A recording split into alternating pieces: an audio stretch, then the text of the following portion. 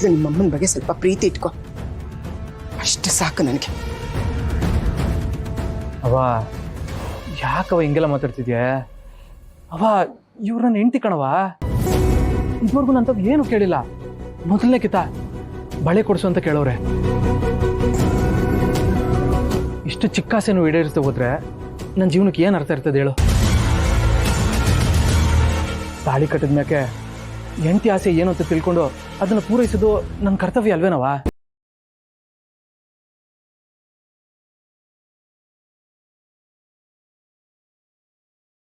ಬಿಡ್ತೀನಿ. ಹಾ, ಬನ್ನಿ ಮೇಡಮವ್ರೆ, ಹೋಗಿ ಬರ್ತೀವವ. ನಿಂಗೂ ಬಳೆ ತತ್ತೀನಿ ಬಿಡು. ಹಾ, ತತ್ತೀನಿ, ಬನ್ನಿ.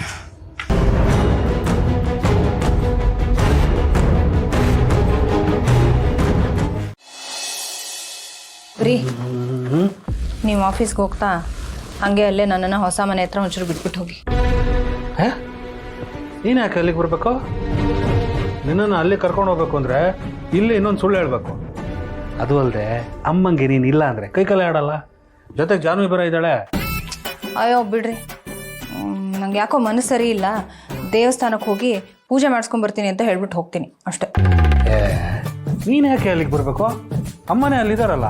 ಅಮ್ಮನ ನೋಡೋದಕ್ಕೆ ನನ್ಗೆ ಅಲ್ಲಿಗೆ ಹೋಗ್ಬೇಕು ರೀ. ಅಮ್ಮನ ಇಲ್ಲಿಗೆ ಕರ್ಕೊಂಬನ್ನಿ ಅಂತಂದರೆ ನೀವು ಇಲ್ಲಿರೋ ರಾಗ ಎಳಿತೀರಾ. ಅದಕ್ಕೆ ನಾನೇ ಅಲ್ಲಿಗೆ ಹೋಗಿ ಅಮ್ಮನ ಮಾತಾಡಿಸ್ಕೊಂಡು ಅಲ್ಲಿ ಅವಳಿಗೆ ಇರೋದಕ್ಕೆ ವ್ಯವಸ್ಥೆ ಎಲ್ಲ ಸರಿಯಾಗಿದೆ ಅಂತ ನೋಡ್ಕೊಂಬರ್ತೀನಿ. ಯಾಕೋ ಇದು ನನ್ನ ಬುಡಕ್ಕೆ ಬರೋ ಹಾಗಿದೆಯಲ್ಲ.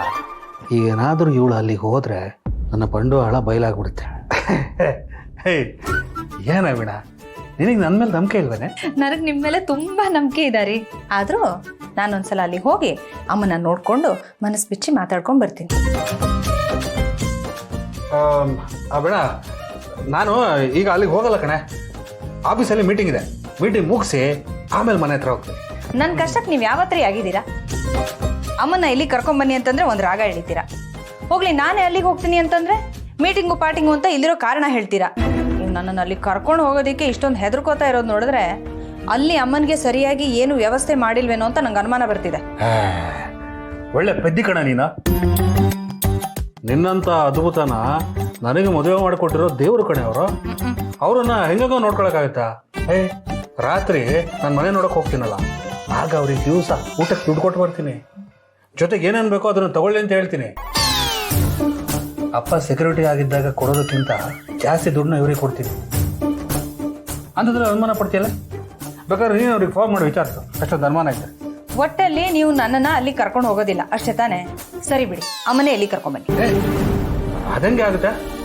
ನಿನ್ನ ಮದುವೆ ಆದಾಗಿಂದ ಅಮ್ಮ ಇಲ್ಲಿಗೆ ಬಂದಿಲ್ಲ, ಬರೋದು ಅಪರೂಪಕ್ಕೆ. ಈಗ ಇದಕ್ಕಿದಾಗ ಬಂದ್ಬಿಟ್ರೆ ಮನೆಯವರು ಕೇಳಲ್ವಾ ಯಾಕೆ ಬರ್ತಿದ್ದಾರೆ ಅಂತ? ಹಂಗೆ ಮಾತಿಗೆ ಮಾತು ಬೆಳೆದು ನಾನು ಮನೆ ಕಟ್ತಿರೋ ವಿಷಯ ಹೇಳ್ಬಿಟ್ರೆ ಏನು ಮಾಡೋದು? ಒಟ್ಟಲ್ಲಿ ನಾನು ಏತಿ ಅಂದರೆ ನೀವು ಪ್ರೇತಿ ಅನ್ಬೇಕು ಅಷ್ಟೇ ಅಲ್ಲ? ಸಂಸಾರ ಅಂದರೆ ಹಾಗೆ ಅಲ್ವೇನೆ? ಸಂಸಾರ ಗುಟ್ಟು ವ್ಯಾಧಿ ರಟ್ಟು ಅಂತ ಹಿರಿಯವ್ರು ಹೇಳಿಲ್ವಾ? ಹಾಗೆ ನಡ್ಕೋಬೇಕು ನೋಡೆ. ಸ್ವಲ್ಪ ದಿನ ಹೋಗಲಿ, ನಿನ್ನ ನಾನು ಅಲ್ಲಿಗೆ ಕರ್ಕೊಂಡು ಹೋಗ್ತೀನಿ ಆಯಿತಾ? ಆಫೀಸಿಗೆ ಲೇಟ್ ಆಗ್ತಿದೆ, ಬರ್ತೀನಿ. ಇದು ಹಾಂ, ಬಲ್ಲ.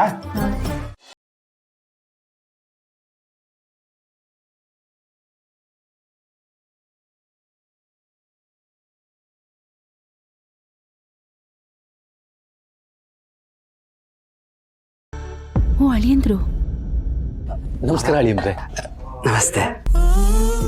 ಏನಿದು ಬೆಳಗ್ಗೆ ಬೆಳಗ್ಗೆನೆ ಬಂದ್ಬಿಟ್ಟಿದ್ದೀರಾ? ನನಗೆ ಗೊತ್ತೇ ಆಗಲಿಲ್ಲ. ಅದು ಮಾವ, ಜಾನ್ವಿ ಅವ್ರನ್ನ ಕರ್ಕೊಂಡು ಹೋಗೋಣ ಅಂತ ಬಂದೆ.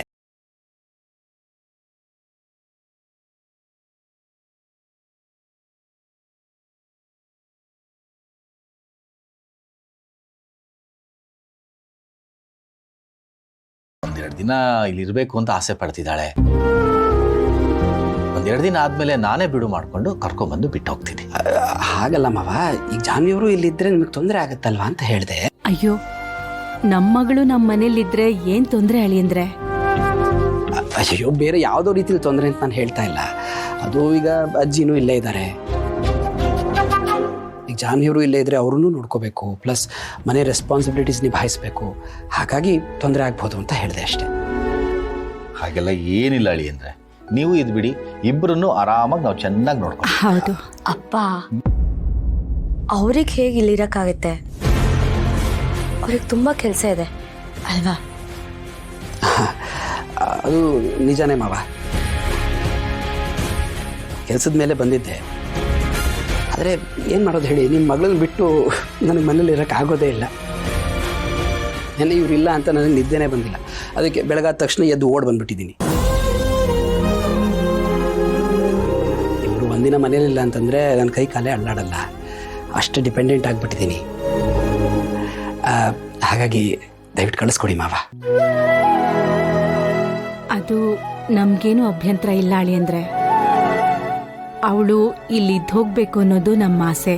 ನೀವು ಕರ್ಕೊಂಡು ಹೋಗಕ್ ಬಂದಿರೋದ್ರಿಂದ ಅವಳು ಬಂದ್ರೆ ಕರ್ಕೊಂಡು ಹೋಗಿ. ಏನ್ ಹೇಳ್ತೀಯ ಜಾನು? ಅದೇ ಅವ್ರಿಗೂ ನಾನು ಬಿಟ್ಟಿರೋದಕ್ಕೆ ಆಗೋದಿಲ್ಲ. ಆದರೆ ನೋಡಿ, ನನಗೆ ಹೇಳ್ದೆ ಕೇಳ್ದೆ ಇಲ್ಲಿಗೆ ಬಂದುಬಿಟ್ಟಿದ್ದಾರೆ. ನಾನು ಮಾತ್ರ ಅಲ್ಲ, ನೀವು ಕೂಡ ಹೇಳ್ದೆ ಕೇಳ್ದೇನೆ ಬಂದಿತ್ತಲ್ವಾ? ಇಬ್ಬರು ಹೇಳದೆ ಬಂದಿರೋದು ಅದೇ ಕಾರಣಕ್ಕಲ್ವಾ? ಅಜ್ಜಿ ನೋಡ್ಕೊಂಡು ಹೋಗೋಕ್ಕೆ ಅಂತ. ಹಾಗಿದ್ಮೇಲೆ ಯಾರ್ದು ತಪ್ಪಿಲ್ಲ ಅಲ್ವಾ?